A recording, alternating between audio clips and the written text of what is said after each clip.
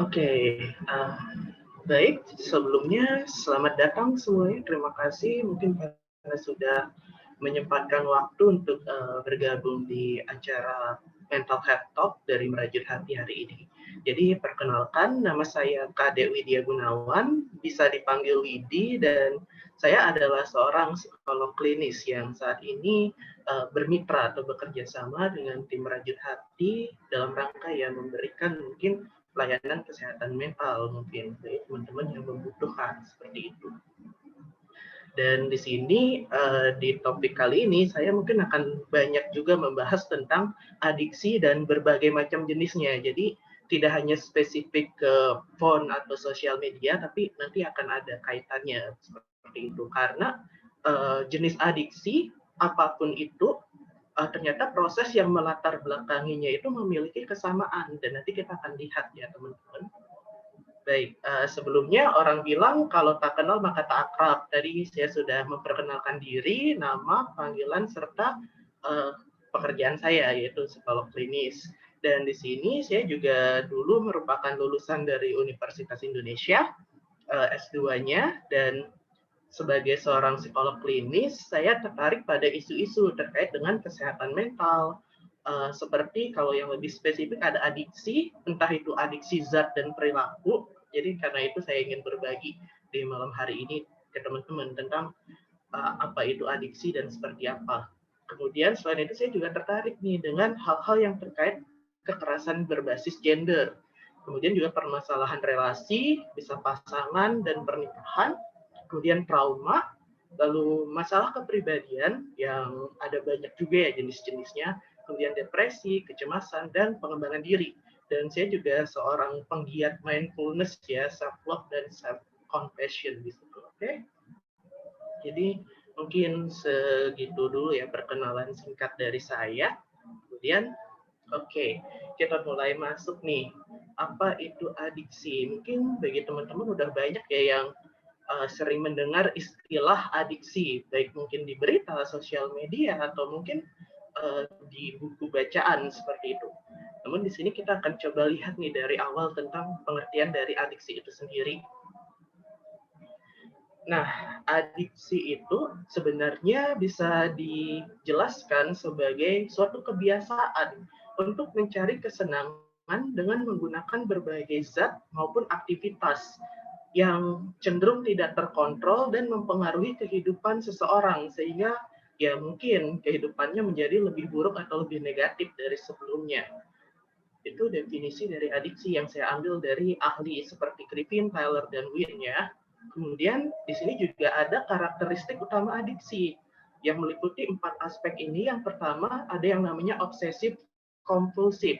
Nah, obsesif itu adalah maksudnya kita selalu atau cenderung uh, terpikir oleh hal yang membuat kita adiksi. Misalnya, kalau misalnya kita adiksi pada aktivitas seperti adiksi handphone tadi atau bermain di sosial media, kita akan terus-menerus kepikiran tentang sosial media itu, sehingga mungkin ada istilah ya, fear of missing out atau FOMO atau ya yang kita mungkin ketika kita meninggalkan handphone seperti itu kita mungkin merasa kepikiran atau mungkin bahkan cemas, oh kita nggak bisa update ya, kita nggak tahu perkembangan dunia apa nih. Nah, udahnya seperti itu.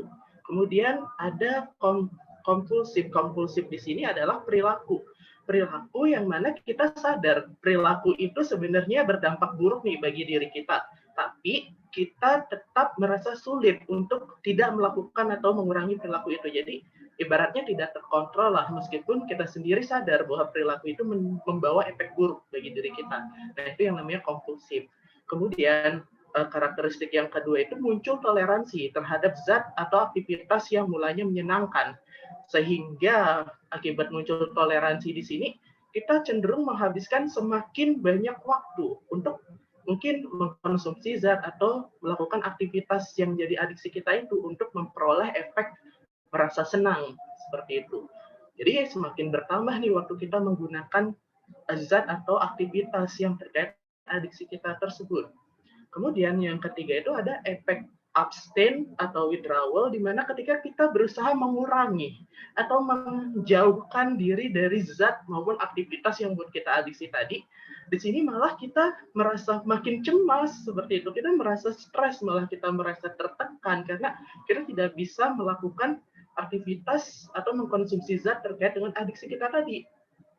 Kemudian yang terakhir, yang nggak kalah penting juga dari karakteristik adiksi ini adalah mengganggu kehidupan harian kita, di mana akibat kita terlalu banyak mungkin menghabiskan waktu dengan zat atau aktivitas yang membuat kita adiksi tadi, itu berisiko untuk ya kita kehilangan pekerjaan atau mungkin mengalami masalah mungkin di sekolah atau kampus kalau kita masih kuliah seperti itu, atau ya berisiko merusak relasi. Misal mungkin kalau pada orang dewasa ya, ketika orang dewasa itu dia adiksi terhadap sesuatu, katakanlah ya game online seperti itu, bahkan ada loh orang yang sampai pernikahannya batal karena saking adiksinya dia dengan game online, dia menghabiskan tabungan yang harusnya untuk acara pernikahan dengan ya membeli top up di game tersebut ya. Nah itu kan sudah mengganggu kehidupan harian dan mengacaukannya. Jadi itu karakteristik dari adiksi ini. Kemudian oke, ini mungkin agak sedikit teoritis ya, tapi ini tentang adiksi dan otak manusia, di mana ya ternyata adiksi meskipun itu terkait perilaku ya, nggak melulu soal zat atau narkotika seperti itu, ya itu juga berpengaruh terhadap bagaimana cara otak kita bekerja, terus bagaimana otak kita merespon terhadap lingkungan dan situasi kita. Oke? Dan, oh iya, ini kembali lagi ke awal, kita lanjut saja. Oke, di sini ada adiksi dan otak manusia. Tapi mungkin bisa terlihat ya ada gambar otak dan beberapa bagiannya. Tidak apa-apa kalau teman-teman mungkin ada beberapa yang masih asing dengan istilah-istilah seperti prefrontal cortex, nucleus accumbens, terus ventral tegmental area seperti itu. Tidak apa-apa. Sini kita belajar bareng. Nanti kalau masih ada yang bingung bisa ditanyakan di akhir ya. Jadi, adiksi di sini sebenarnya dipengaruhi oleh yang namanya sistem di dalam otak kita. Dan sistem itu melibatkan yang tiga ini, yaitu ada ventral tegmental area, kemudian nucleus accumbens, serta prefrontal cortex. Ini sistem utamanya, yang namanya sistem reward atau sistem yang membuat kita merasa seperti mendapat hadiah, membuat kita merasa senang, euforia, seperti itu. Jadi di sistem reward ini, di sini mengalir zat atau hormon yang namanya dopamin. Dan itu mengalirnya mulai dari ventral tegmental area, nucleus accumbens, hingga sampai di prefrontal cortex. Nah, ventral tegmental area ini apa? Ini adalah bagian yang awalnya mengenali stimulus dari lingkungan terkait dengan apakah stimulus itu memberikan rasa senang, bahagia, atau euforia pada diri kita.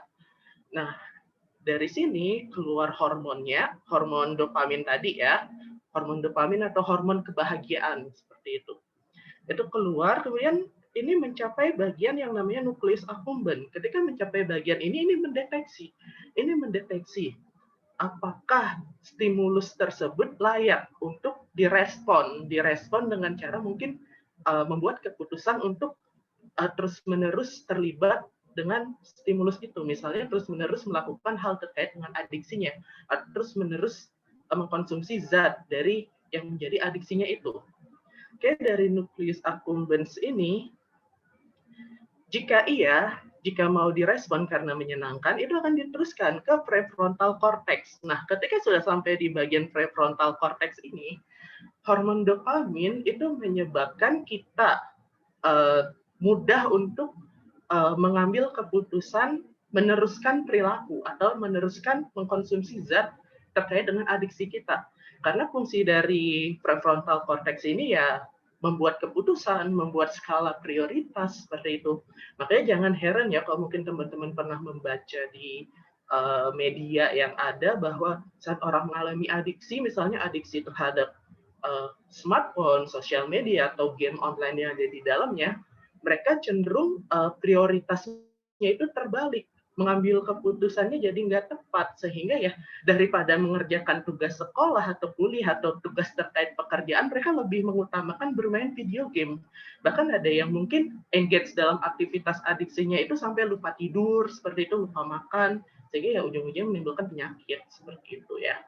Nah, kemudian jika iya, ini akan diteruskan, responnya balik, diteruskan ke batang otak, ini menghubungkan antara ya otak kita dengan saraf yang ada di seluruh tubuh untuk melakukan perilaku tertentu yang mungkin mengulangi aktivitas adiksi tadi. Nah, jadi dalam jangka panjang, ketika adiksi ini muncul, hormon dopamin itu ya ibaratnya deras banget lah mengalir di otak kita, sehingga seolah-olah nggak terkontrol, jadi kayak keran air yang rusak seperti itu, sehingga lama-lama yang mengkonsumsi zat dan melakukan perilaku terkait adiksi itu menjadi kebiasaan. Setelah muncul kebiasaan, mungkin kita tidak akan merasakan kesenangan seperti saat pertama kali mencoba hal itu. Jadi muncul efek numb di sini ya. Dan untuk mendapatkan efek kesenangan dari aktivitas itu, ya kita memerlukan waktu yang cukup lama untuk melakukan aktivitas itu secara berulang-ulang. Ya kurang lebih seperti itu ya untuk otak dan adiksinya. Kemudian next, oh coretannya masuk ya. Kak Widi, Ya. Maaf nih, di presentasinya kayak ada box hitam gitu di atas, jadi headingnya ketutup. Boleh coba share screen ulang nggak, Kak? Oke, saya stop dulu. Iya. Saya coba lagi ya, Kak ya. Iya, terima kasih, Kak. Oke, apakah masih? Bentar, masih. Oh ya, sudah benar. Makasih, Kak Widi. Sama-sama. Oke. Jadi kurang lebih seperti itu ya kaitan adiksi dengan otak manusia. Kemudian mohon maaf atas ketidaknyamanan tadi. Kemudian kita lanjut sekarang. Oke, jenis-jenis adiksi. Ada banyak, cuman secara umum dibedakan jadi dua. Yang pertama adiksi zat, yang kedua adiksi perilaku atau aktivitas yang kita sebut tadi. Oke, adiksi zat itu sendiri sebenarnya ada bermacam-macam. Mungkin ada juga selain dari 4 yang teman-teman bisa lihat di layar, tapi umumnya kita mungkin lebih mudah atau lebih sering mengenal tentang ya adiksi terhadap alkohol, minuman beralkohol, kemudian obat-obatan atau narkotika gitu, yang mana melanggar hukum ya sudah jelas. Kemudian adiksi kafein, suka minum kopi atau mungkin suka minum teh juga mengandung kafein ya. Kemudian rokok, nikotin, yang mana ya juga berbahaya bagi kesehatan. Nah, mungkin ada adiksi lainnya, kayak adiksi makanan tertentu bisa jadi, atau adiksi gula gitu kan. Itu ada juga gitu. Kemudian yang kedua jenis-jenisnya adiksi perilaku. Misalnya ya adiksi berjudi gitu kan, kemudian adiksi belanja atau shopaholic, kemudian adiksi video game, game online, dan adiksi smartphone, sosial media. Selain ini juga ada yang namanya adiksi pornografi seperti itu, dan juga adiksi internet. Nah, kalau adiksi internet itu yang mencakup smartphone, sosial media, video game, sama cyber pornografi atau cyber sex di sini. Oh ya, ada juga namanya adiksi seksual gitu ya. Tidak saya masukkan di sini, tapi itu ada. Oke, ini jenis-jenis adiksi, dan baik pada adiksi yang zat maupun pada adiksi perilaku, proses yang terjadi di otak sama gitu, cenderung sama kayak tadi. Hanya mungkin ada beberapa hal yang berbeda terkait motivasi awal seseorang bisa ya terjebak atau masuk ke dalam adiksinya. Jadi kita lihat ya. Nah, ini terkait dengan adiksi. Apa yang memotivasi seseorang hingga dia menjadi adiksi. Jadi ya itu terkait apa yang membuat seseorang bisa menjadi edik terhadap sesuatu tadi, sesuatu atau zat.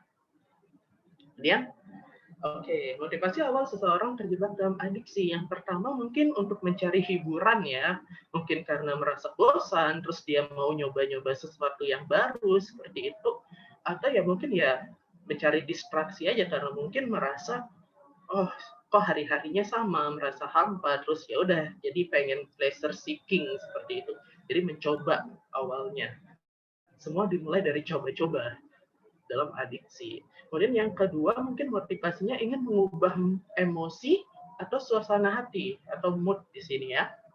Jadi ya mungkin sebagai upaya dari orang tersebut untuk ya mengobati diri gitu, self medication dari emosi negatif. Jadi kalau merasa nggak nyaman, down, mungkin dia ingin mencoba hal yang baru gitu. Kalau pada adiksi alkohol kan cukup sering ya kita lihat orang yang lagi depres gitu kalau di film-film atau drama Korea kayak gitu. Lagi depres, lagi banyak masalah, udah minum soju, alkohol kayak gitu kan, rame-rame lagi bareng temen gitu. Kemudian ya untuk mengubah emosi ini juga terkait ya orang mungkin ingin merasa rileks, makanya dia edik dengan something gitu. Misalnya orang yang ketergantungan atau menjadi adiksi dengan obat tidur, mungkin dia merasa susah untuk tidur gitu. Susah untuk tidur, akhirnya ketergantungan, akhirnya nggak bisa tidur tanpa obat tidur tadi. Kemudian ada lagi faktor sosial. Nah, faktor sosial ini lebih kepada yang motivasi sosial, di mana mungkin ada tuntutan dalam pergaulan. Misal karena saya orang Bali ya, jadi saya contohkan saja yang mungkin pernah saya alami gitu ketika masih di Bali. Jadi di Bali itu adalah pertama kali saya mengenal alkohol itu karena memang lagi ada acara sosial gitu, kumpul bareng teman-teman saat SMA gitu kan awal-awal.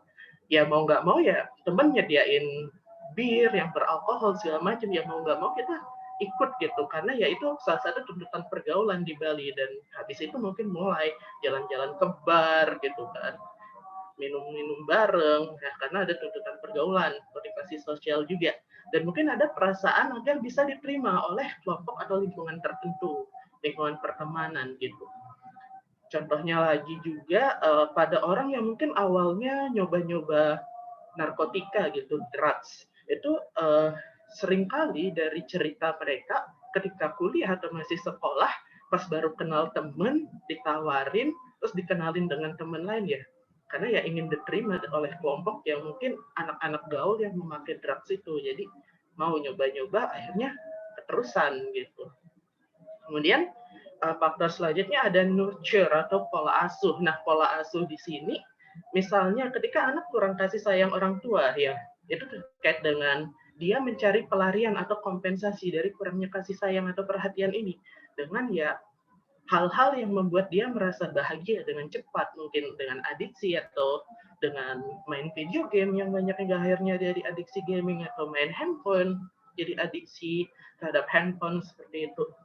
Dan atau mungkin dia juga dibesarkan di lingkungan keluarga yang ada isu adiksi, misalnya ayahnya adik terhadap alkohol, ya anaknya mungkin akan lebih cepat belajar tentang adiksi gitu dan ikut-ikutan perilakunya. Apalagi kalau di zaman sekarang ya, kalau kita membahas tentang adiksi sosial media dan adiksi handphone seperti itu, smartphone, di sini ada yang namanya akibat pergeseran generasi juga, yang mana berpengaruh terhadap pola asuh.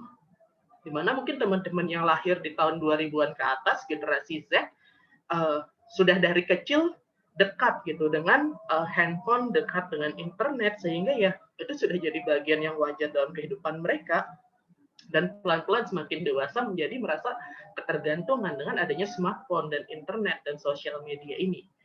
Itu bisa juga. Kemudian, jika pada adiksi smartphone dan media sosial, ternyata ada hal yang khas nih yang membedakan dari adiksi lain atau yang umum tadi. Yang pertama itu adalah motivasinya karena adanya konten yang bervariasi dan aksesnya yang mudah gitu kan. Kenapa kita bisa edik dengan smartphone sosial media? Ya jelas karena banyak variasi konten, banyak variasi hiburan, sumber informasi, kemudian interaksi real time dengan teman, dengan orang lain, atau bahkan untuk kenalan dengan orang dari negara yang jauh sana gitu kan. Bisa semua. Terus akses mudah, dan umumnya ya konten-konten di sosial media itu sifatnya gratis. Paling kita cuma perlu lihat iklan atau swipe iklan beberapa kali gitu kan, sehingga orang-orang jadi lebih mudah gitu, lebih mudah untuk ya ketagihan atau keterusan. Kemudian ada namanya motivasi akibat pencapaian. Nah, pencapaian ini umumnya ya seperti jumlah follower, jumlah like, jumlah views, dan sebagainya, yang mana juga sering disebut dengan reward atau reinforcement untuk terus-menerus melanjutkan perilaku adiksi tadi. Jadi seperti itu untuk motivasinya. Nah, lalu gimana sih cara mengatasi adiksi? Nah, di sini ada beberapa tips-tips sederhana ya yang bisa dilakukan untuk mengatasi adiksi kita gitu, terutama adiksi perilaku. Kenapa tidak adiksi zat? Karena sudah jelas kalau adiksi zat, apalagi adiksi obat-obatan dan narkotika, itu sangat perlu ke dokter atau ke profesional seperti itu. Kemudian, oke, yang pertama, tips pertama adalah kita harus mengetahui motivasi dari adiksi kita tersebut. Tadi kan udah ada tuh berbagai macam jenis motivasi dari yang umum hingga yang spesifik ke adiksi smartphone dan sosial media ya. Nah, kita kan perlu di sini yang pertama itu mengenali diri. Kita ketahui kebutuhan apa sih yang kita miliki, kebutuhan apa sih yang ternyata dibantu dipenuhi oleh adiksi kita tersebut. Nah, kalau misalnya kita tidak menemukan sumber lain untuk memenuhi kebutuhan tersebut, tentu mungkin mengurangi adiksi ini akan menjadi semakin challenging atau semakin sulit bagi kita ke depannya. Kemudian langkah yang kedua itu adalah kurangi secara bertahap dan tetapkan batas waktu dalam mengkonsumsi hal-hal terkait adiksi kita tadi. Misalnya, kalau kita udah adiksi smartphone atau sosial media nih, kita udah tahu apa motivasi kita, kebutuhan yang dipenuhi oleh adiksi itu apa. Jadi ya perlahan kita coba kurangi. Misalnya kita habiskan sehari 8 jam gitu dengan bersosial media ria di depan handphone terus gitu kan. Coba dikurangi yang awalnya dari 8 jam mungkin dikurangi jadi 7 jam atau 5 jam gitu, atau 6 jam gitu lah. Kurangi secara bertahap, pelan-pelan, tapi secara continuously. Nah, ketika kita sudah merasa nyaman mengurangi 1 jam, coba naikkan tingkatnya menjadi oke, kurangi dari 8 jam ke 7 jam, dari 7 jam kita udah nyaman dengan 7 jam, kita coba kurangi jadi 6 jam. Jadi kayak gitu, pelan-pelan. Oke.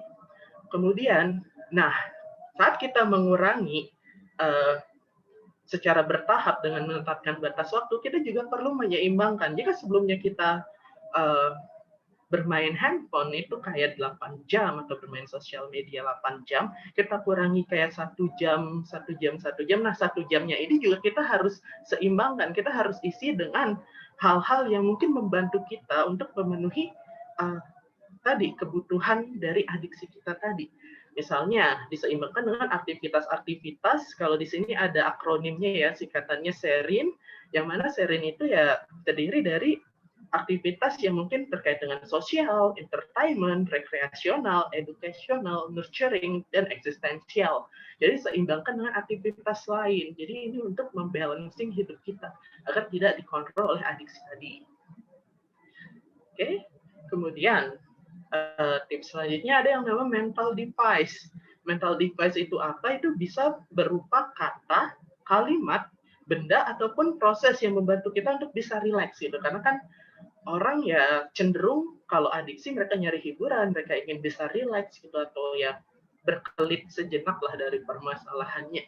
Nah, mental device ini adalah ya hal lain, solusi lain dari adiksi kita yang mungkin bisa membantu kita rileks. Misalnya mungkin kita latihan yoga, meditasi, mindfulness itu bisa dilakukan untuk menyeimbangkan lifestyle kita dari yang awalnya adiksi tadi.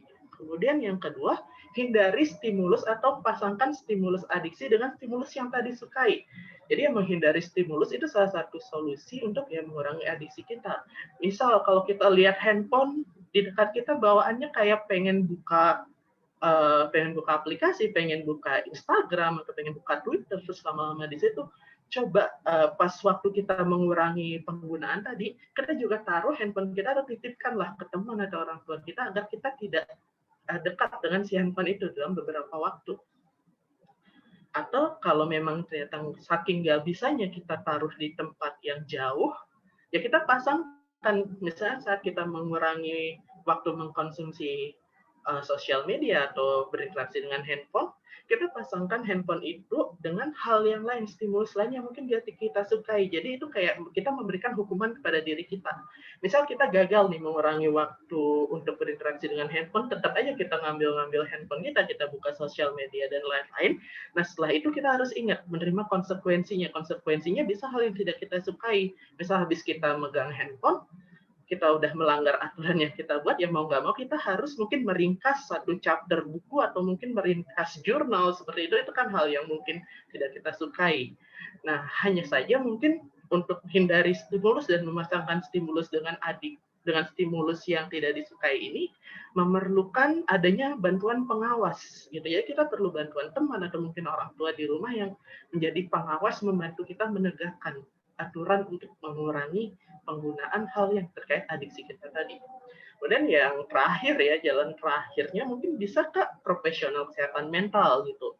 Nah, tapi kalau misalnya kita adiksi terhadap zat, apalagi narkotika, seperti itu disarankan konsultasi ke profesional terlebih dahulu. Karena mungkin psikiater atau dokter itu yang bisa membantu dengan memberikan obat untuk membantu mengontrol pengeluaran kadar hormon dopamin tadi di otak. Dan juga selain ke psikiater, bisa juga ke psikolog. Jadi kalau di psikiater itu dapat obat untuk membantu, di psikolog nanti dapat yang namanya psikoterapi seperti cognitive behavioral therapy dan turunannya gitu kan, untuk membantu ya mengurangi adiksi kita tadi. Nah, kurang lebih kayak gitu teman-teman. Di sini ada referensi beberapa, kalau tertarik mungkin bisa nanti dicari-cari aja. Kemudian, oke, mungkin sekian penjelasan dari saya. Kita mungkin bisa masuk ke tanya jawab ya. Kayaknya saya kembalikan ke Kak Penny atau Kak Luvena. Terima kasih. Ya, waduh, makasih banyak Kak Widi. Tadi informatif sekali. Yuk sekarang kita kasih tepuk tangan dulu yuk buat Kak Widi. Saya tepuk tangan di sini.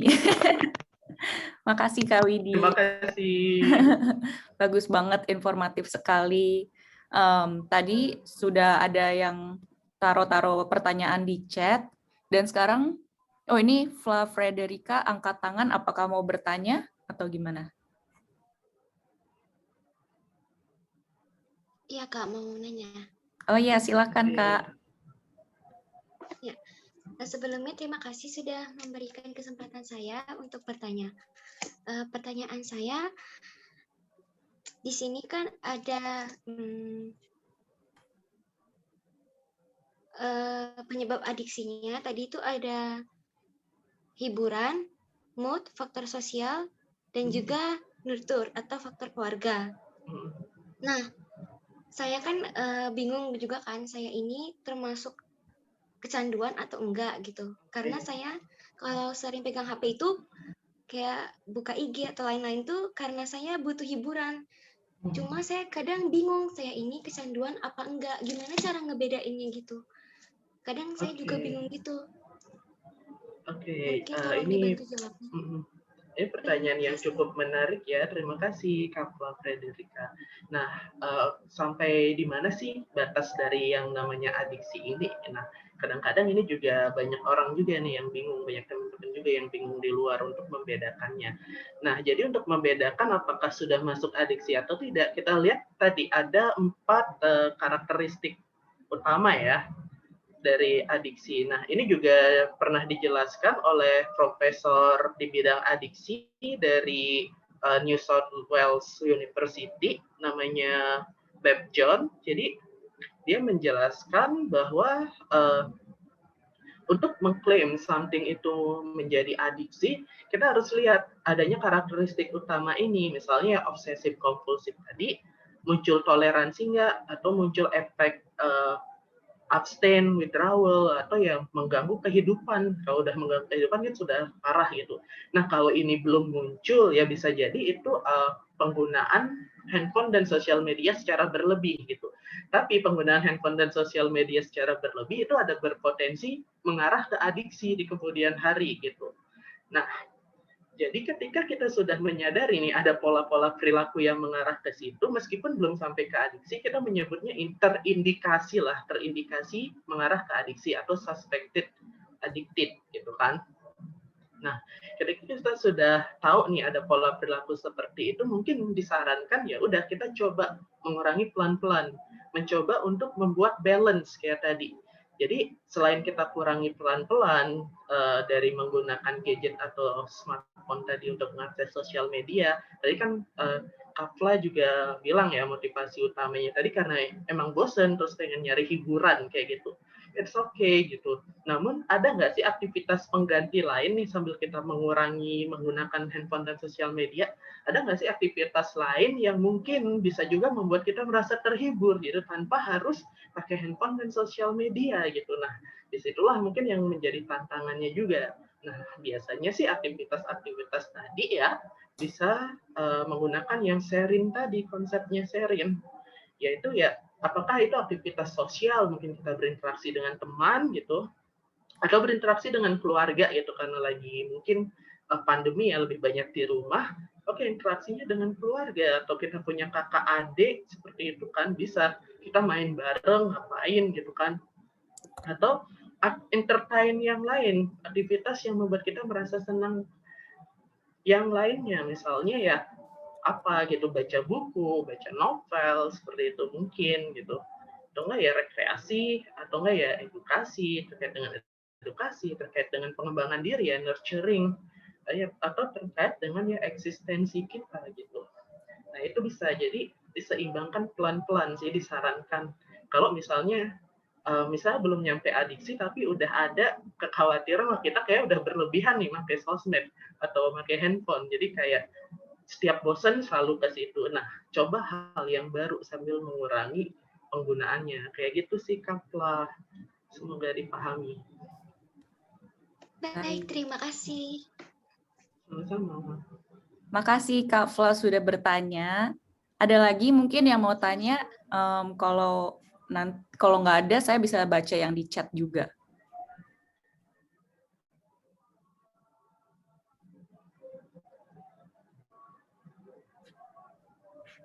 Oke, jadi di chat tadi Kak Widi ada beberapa nih yang pertanyaannya mirip-mirip sama atau berhubungan sama yang Kak Fla tadi tanya.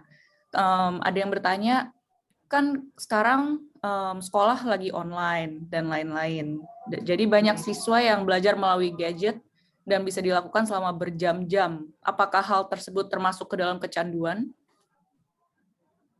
Oke, pertama batasnya emang 4 yang tadi ya, kita bisa pakai 4 kriteria utama dari adiksi ya, karakteristik utama tadi untuk menentukan kecanduan atau tidak gitu. Karena kan sebenarnya kalau kita bicara tentang adiksi smartphone atau sosial media atau bahkan adiksi internet, itu sebenarnya bentuknya fenomena gitu, belum masuk ke dalam diagnosis.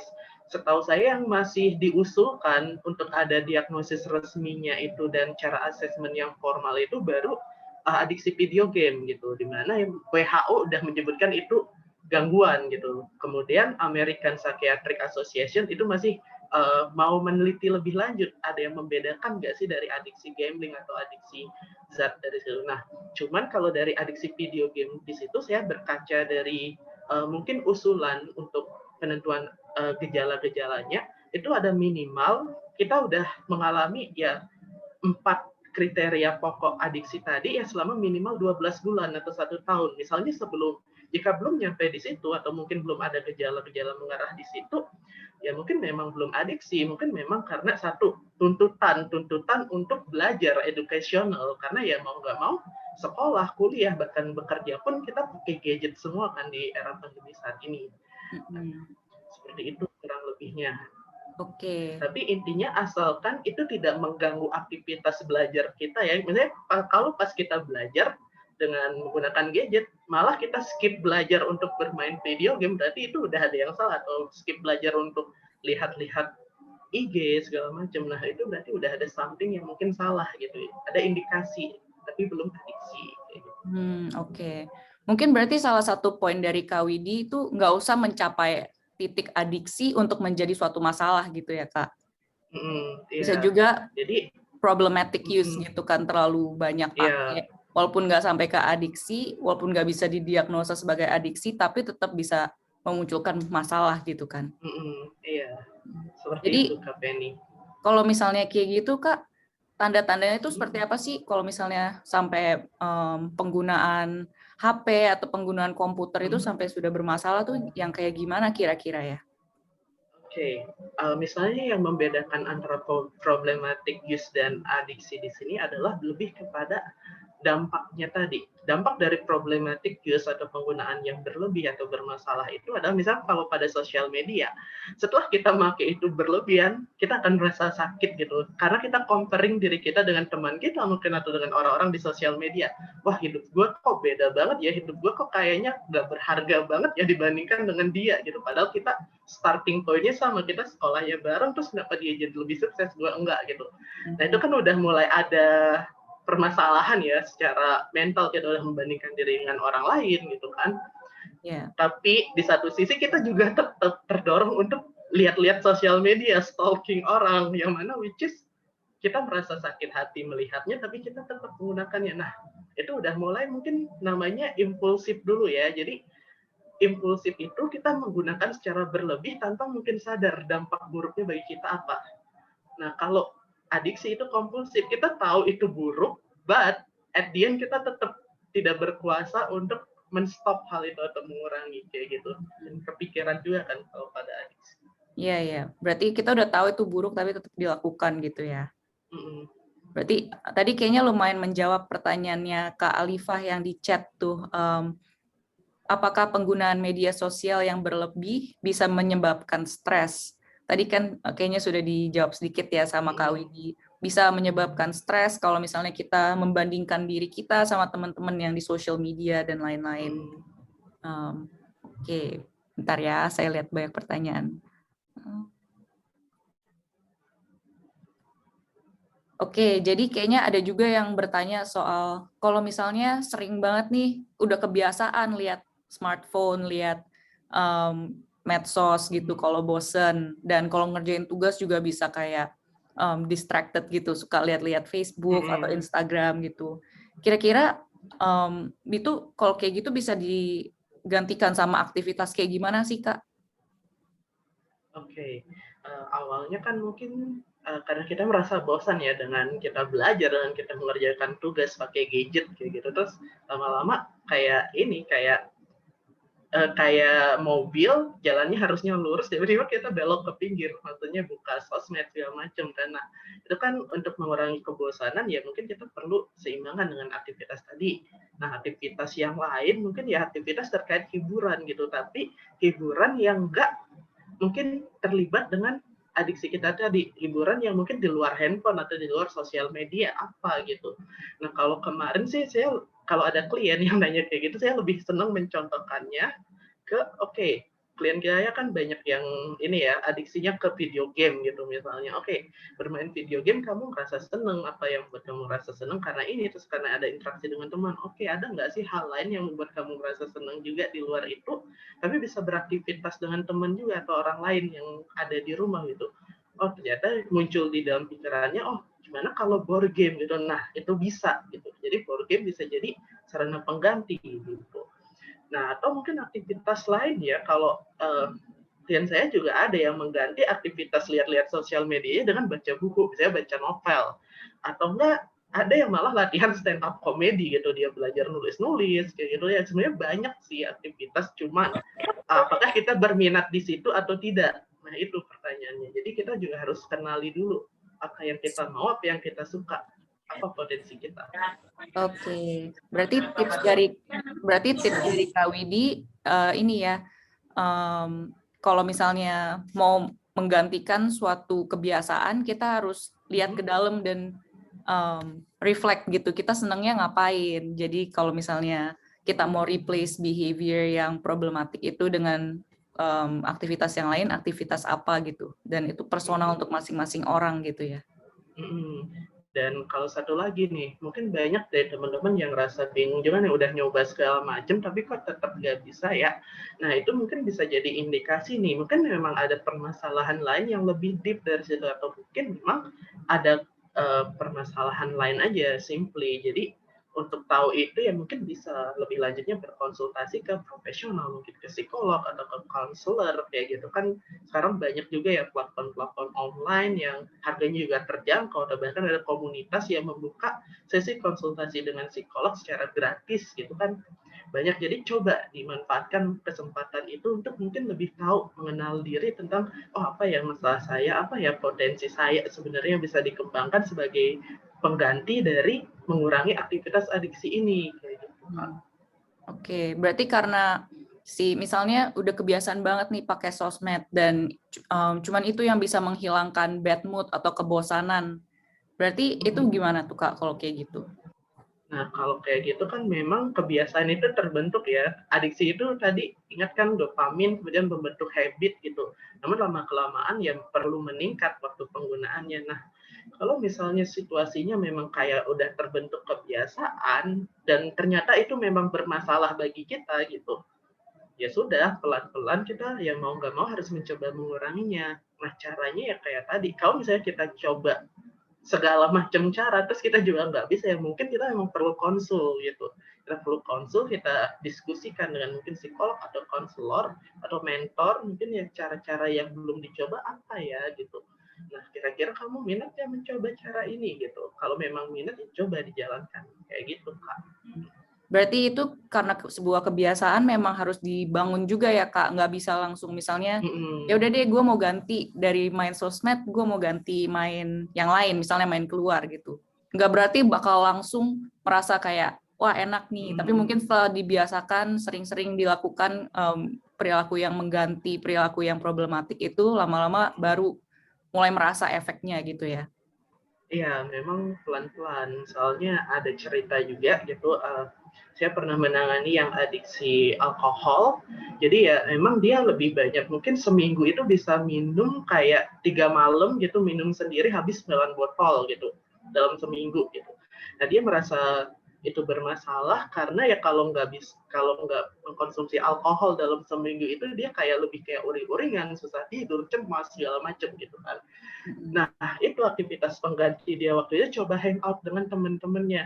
Nah, meskipun teman-temannya juga ada di lingkaran yang suka minum-minum juga, tapi di situ dia ternyata meskipun dia akhirnya tetap minum gitu, tapi ketika dia hangout dengan teman-temannya yang kalau misalnya malam sendiri habis 3 botol sehingga seminggu bisa 9, kalau dia keluar bareng temannya ternyata seminggu cuma habis 5 botol, bisa berkurang kan dari 9 ke 5. Nah itu proses sebenarnya, proses yang harus dibiasakan pelan-pelan.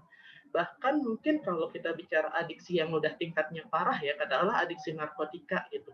Setelah seseorang mungkin bisa abstain atau bisa tidak edik lagi dengan narkotik, dia keluar rehabilitasi, itu malah disarankan untuk mengganti lingkungan pergaulannya. Karena kalau kembali ke lingkungan pergaulan yang dulu, ke mungkin lingkungan yang dulu itu ya ada pengaruh lingkungan juga kan untuk pergaulan, motivasi sebenarnya. Nah, mengganti lingkungan itu juga bisa untuk mengurangi adiksi gitu.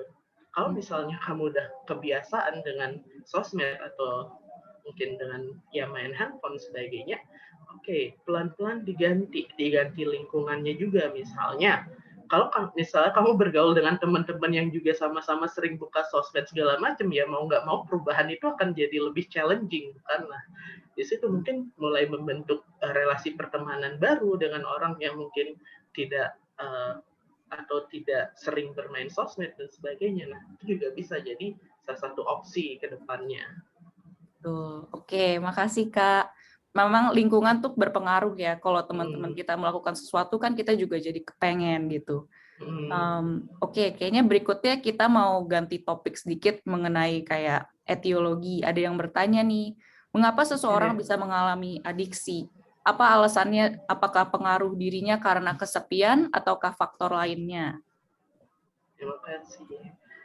Oke, ini pertanyaan yang menarik juga ya, dan sebenarnya di motivasi tadi udah cukup banyak juga kita bahas. Sebenarnya faktor kesepian itu bisa jadi gitu, karena salah satu motivasi yang membuat orang bisa engage dengan aktivitas atau zat yang membuat edik itu salah satunya ya faktor sosial tadi gitu. Kalau misalnya dia merasa kesepian, untuk bisa diterima oleh orang lain, mungkin dia akan mengikuti pola atau cara orang lain itu berinteraksi. Misal, kalau lingkungannya, mungkin lingkungan sekolahnya, teman-temannya pada suka main game gitu misalnya. Sekarang kan banyak ya anak-anak yang ada perkumpulan main gamenya, untuk masuk ke dalam kelompok bermain game, video game itu ya, mau nggak mau dia juga harus ikutan main game, meskipun awalnya dia nggak begitu tertarik, tapi setelah dicoba lama-lama ternyata nagih juga gitu. Nah, emang bisa karena faktor kesepian itu. Atau mungkin nih, orang yang sering main sosial media bisa jadi di dunia nyata atau in real life, dia kemampuan sosialnya kurang. Kalau mau ngobrol dengan orang lain masih malu-malu gitu, atau nggak berani atau bingung, nggak nemu topik untuk membuka obrolan gitu, sehingga ya mungkin takut dijudge, SKSD atau apa gitu kan, takut orangnya. Jadi ya mungkin dia merasa lebih aman berinteraksi dengan orang lewat sosmed tadi, lewat Instagram, Facebook, Twitter gitu untuk kenalan. Nah, itu juga sama mungkin untuk orang yang merasa kesepian, terus dia ingin punya pacar, mungkin karena teman-temannya udah punya pacar masing-masing, dia bingung kenalan secara real life dengan lawan jenis, dia malu gitu. Ya udah dia nyoba dating apps, jadinya lebih engage ke situ. Bisa jadi karena kesepian sosial segala macamnya tadi. Nah, itu yang kemudian membentuk dari adiksi ini, dan juga ada pengaruh dari faktor-faktor lainnya. Ketika kita menggunakan misalnya satu aplikasi tertentu ya, aplikasi sosial, ya mungkin social need kita bisa terpenuhi, tapi di situ ternyata aplikasinya juga memenuhi need yang lain, misalnya need for achievement. Oh, ternyata banyak yang nge-like postan kita ya, banyak yang nge-share, ternyata banyak yang follow kita. Nah, jadi makin seringlah kita engage dengan sosmed tadi. Jadi Ya. gitu, Kak. Berarti ada kayak banyak faktor ternyata ya, Kak. Ini ada pertanyaan menarik lagi nih. Kalau adiksi itu ada faktor genetik atau turunan nggak ya? Kalau iya, gimana caranya meminimalkan resiko itu supaya nggak terjadi sama kita? Oke, sebenarnya dalam setiap permasalahan psikologis ya, 10, kalau nggak salah 10-20%-nya itu pasti akibat genetik gitu. Nah, dalam adiksi juga sama. Bayangkan ya, ketika mungkin orang tua kita ada isu adiksi, misalnya adiksi, katakanlah adiksi alkohol gitu. Ayah kita adiksi alkohol gitu. Mau nggak mau dari kita lahir sampai kita dewasa, kita akan melihat bahwa oh, ayah kita banyak nyetor minuman ya di rak rumah. Oh, setiap ada teman-temannya datang selalu minum-minum, dan kita merasa oh wajar ya interaksi orang dewasa tuh kayak gitu ya. Nah, kita menganggap itu sebagai kewajaran, dan kita juga dibesarkan dengan pola asuh yang menganggap oh adiksi itu wajar kok, adiksi alkohol itu wajar kok. Nah, lama-lama ya kita juga akan secara nggak sadar menjadi edik juga terhadap alkohol. Jadi ternyata ya genetik itu berpengaruh, tapi juga ada pengaruh lingkungan tadi. Mungkin 90-80%-nya lingkungan pola asuh, tapi ya 10-20%-nya ada dari genetik gitu. Yang mana kalau genetik juga terkait dengan seberapa besar sih otak kita bisa memproduksi hormon dopamin, seberapa besar dia bisa mengalirkannya, seberapa banyak, itu juga terkait struktur otak juga yang genetik ini gitu. Tapi itu akan semakin muncul ketika ada reinforcement atau dukungan dari lingkungan untuk melakukan hal terkait adiksi tadi. Oke, berarti tadi sudah disebutin risk factor-nya lumayan banyak ya, bisa dari lingkungan, bisa dari genetik, dan ada juga kalau misalkan kita merasa kesepian atau kurang social skills-nya kurang baik gitu-gitu. Oke, berarti berikut tadi itu kan risk factors-nya. Berarti kalau faktor-faktor yang melindungi protective factors gitu, apakah dari adiksi ini? Mungkin singkat aja. Untuk protective factor-nya yang pertama itu dukungan social support. Nah, orang separah apapun adiksinya, bahkan kalau orangnya adiksi narkotik aja, ketika ada satu orang yang benar-benar care dengan dia, bisa teman, bisa anggota keluarganya, itu dia ternyata bisa membangun yang namanya resiliensi, kemampuan untuk bangkit dari keterpurukan, untuk berusaha menahan adiksinya. Nah, untuk menahan adiksi itu kita perlu meningkatkan self control gitu kan, self control atau willpower. Nah, untuk melatih itu, kalau dilakukan secara mandiri gitu tanpa adanya orang yang membarengi kita dalam prosesnya atau untuk dukungan sosial tadi, itu berat banget loh sebenarnya teman-teman. Karena ya kita mungkin akan merasa jenuh, kita nggak tahan, juga nggak ada yang dekat dengan kita, yang dekat dengan kita cuma adiksi kita. Nah, pikiran-pikiran negatif pasti akan muncul dalam upaya untuk terbebas dari adiksi kita. Nah, ketika kita punya dukungan social support yang baik, meskipun itu satu orang saja, itu akan sangat membantu kita untuk melewati prosesnya yang naik turun seperti itu. Betul. Social support berarti penting sekali ya. Oke, ini pertanyaan terakhir dari Kak Gabe.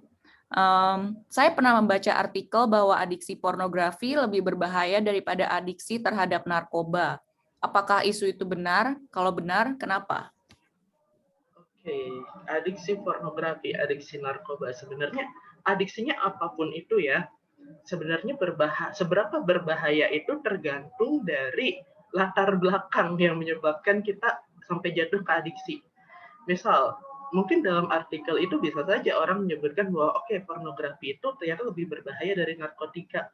Kenapa? Karena kalau dari narkotika, pengaruh terbesarnya hanya karena motivasi sosial tadi, memenuhi social need untuk diterima kelompok tertentu, kemudian di-compare dengan orang yang akhirnya jatuh ke adiksi ke adiksi pornografi, akibat dia mungkin ada trauma di masa lalu. Misalnya, trauma masa lalu itu terkait orang yang dilecehkan, mengalami pelecehan seksual di masa lalu, dia cenderung untuk memiliki urge yang besar ke depannya.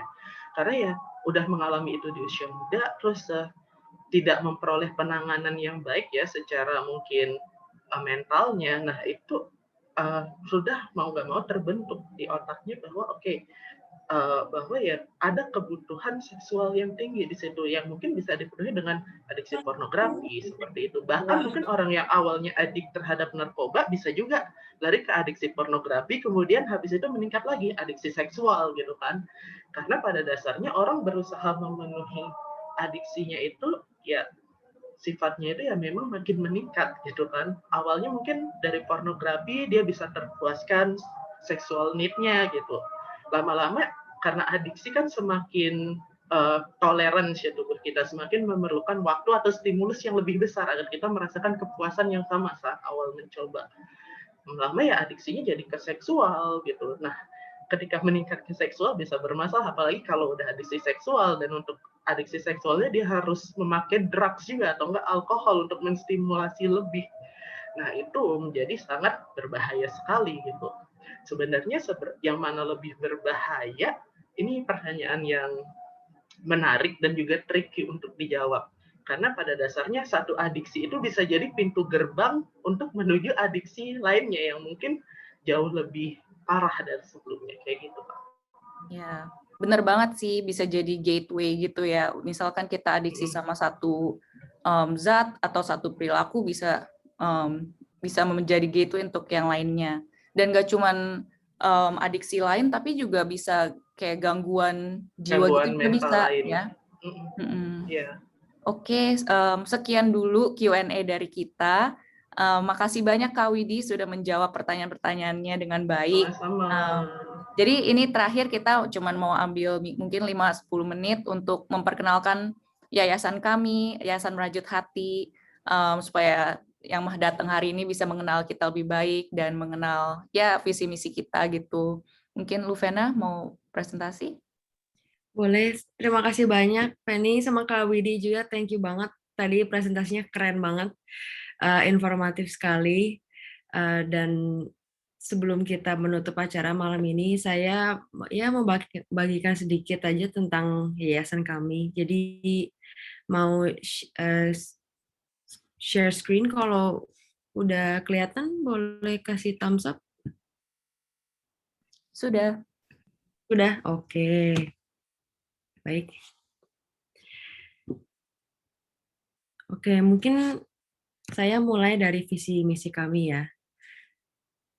Di Yayasan Merajut Hati kami memiliki visi di mana Indonesia bisa dapat menerima, merawat, dan juga memprioritaskan kesehatan mental.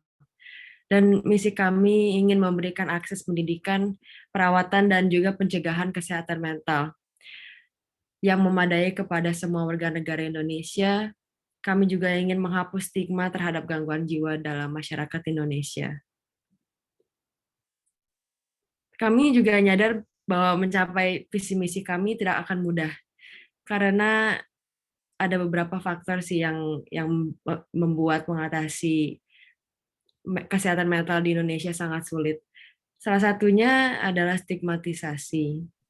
Dengan tingkat pendidikan yang rendah dan juga prevalensi kepercayaan takhayul yang tinggi di Indonesia sangat berkontribusi pada stigmatisasi sistemik dari gangguan kesehatan mental.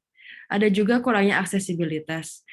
Banyak orang yang kurang mampu di Indonesia untuk mengakses perawatan kesehatan mental. Contohnya, di Indonesia cuma ada satu psikolog per 400.000 orang, atau satu psikiater per 323.000 orang di Indonesia. Selanjutnya, dengan tingkat kemiskinan yang tinggi, banyak juga orang nggak mampu untuk bayar untuk bayar perawatan kesehatan mental di Indonesia. Dan yang terakhirnya ada juga penganiayaan. Dalam kasus ekstrimnya ada yang memiliki kesehatan mental, gangguan kesehatan mental ditahan atau mungkin dirantai secara fisik. Mungkin teman-teman pernah dengar tentang pasung ya. Dan praktek seperti ini sangat membuat sulit untuk kita mengatasi kesehatan mental di Indonesia. Gara-gara faktor ini kita Yayasan Merajut Hati ingin membantu sekali untuk orang-orang di Indonesia bisa dapat perawatan kesehatan mental. Oke, selanjutnya. Nah, apa nih yang kami kerjakan di Yayasan Merajut Hati? Bisa dibagi menjadi 3 kategori. Yang pertama adalah advokasi atau mungkin pembelaan, pendukungan. Dan ada juga pencegahan dan intervensi.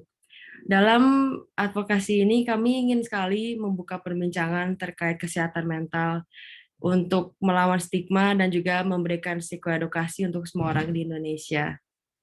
Dan dalam pencegahan ini kami ingin banget mengedukasi publik tentang kesehatan mental dan juga untuk memberi bantuan profesional jika dibutuhkan. Nanti saya akan bicara sedikit lagi tentang ini. Kami juga ingin sekali dalam bagian intervensi untuk memberi platform buat masyarakat Indonesia untuk dapat perawatan atau tempat mungkin ya untuk sharing tentang perjalanan kesehatan mental semuanya. Dan ya kami ingin juga untuk memberikan akses layanan kesehatan mental untuk orang-orang yang tidak mampu. Saya ingin bicara sedikit lebih tentang beberapa program ini.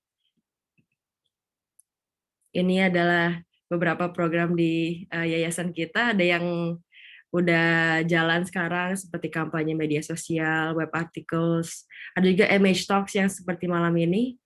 Kami juga sekarang ada curhat dengan Merajut Hati 2 bulan sekali lewat Clubhouse, dan ada program donasi berbagi hati, ada juga support group.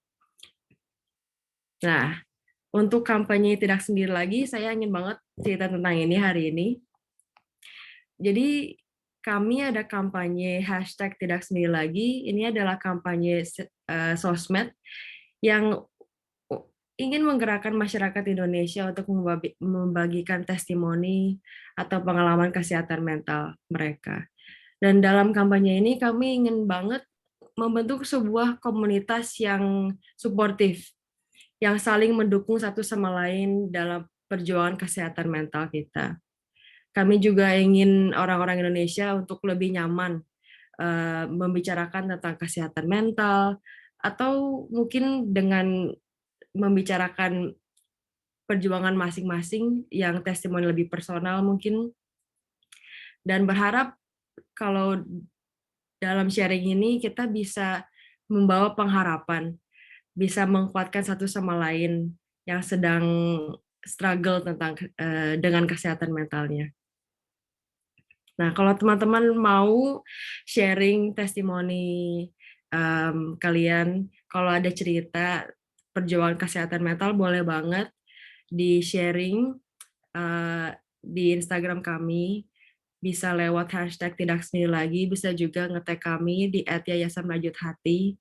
Kalau mau lewat kreasi seni juga boleh, kalau ada yang suka painting atau gambar, boleh banget submit art piece atau artwork kamu. Dan kalau mau bagi cerita secara anonim juga bisa, tinggal lihat link di Instagram bio kami ya. Oke, ada juga program berbagi hati.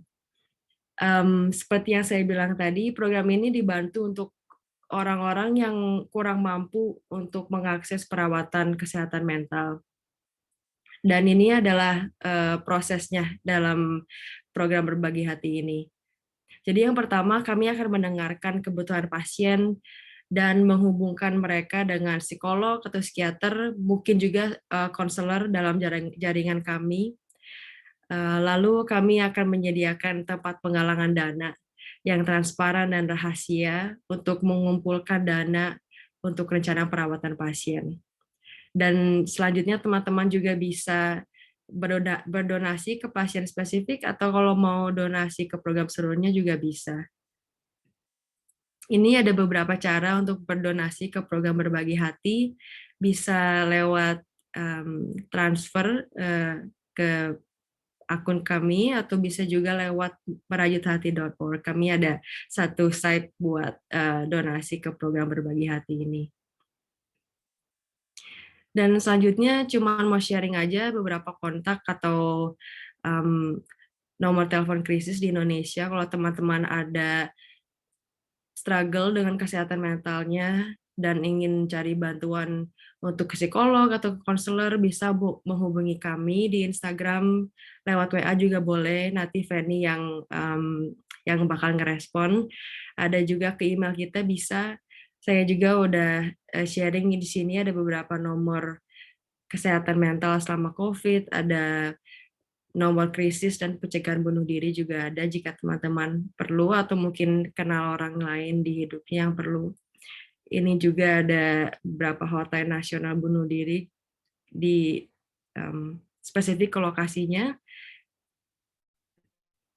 Dan terakhir, cuman mau sharing sosmed kita, boleh di-follow untuk dapat postingan tentang topik kesehatan mental atau untuk acara selanjutnya. Terima kasih semuanya udah ikut kita hari ini. Ada yang mau ditambah, Fanny? Atau Kak Widi mungkin? Ya, saya mau tambah sedikit. Tolong tunggu sebentar ya teman-teman. Saya mau launch poll untuk ya dapat sedikit feedback dari teman-teman hari ini. Jadi tolong diisi, kami akan sangat berterima kasih kalau kalian isi ini. Dan juga tadi di program Berbagi Hati saya mau tambah sedikit. Sekarang kami sedang mensponsori 5 orang di program Berbagi Hati kami. Jadi 5 orang ini adalah pengasuh dari anak-anak yang terkena eksploitasi antara perdagangan anak atau sexual exploitation, eksploitasi seksual. Jadi kalau misalkan ada yang tergerak hatinya untuk menyumbang, kami akan apresiasi sekali, dan mungkin Luvena bisa taruh account number-nya di chat ya. Oh, itu sudah ada yang taruh. Dan saya akan launch poll-nya sekarang. Tolong diisi ya teman-teman sebelum pergi malam ini.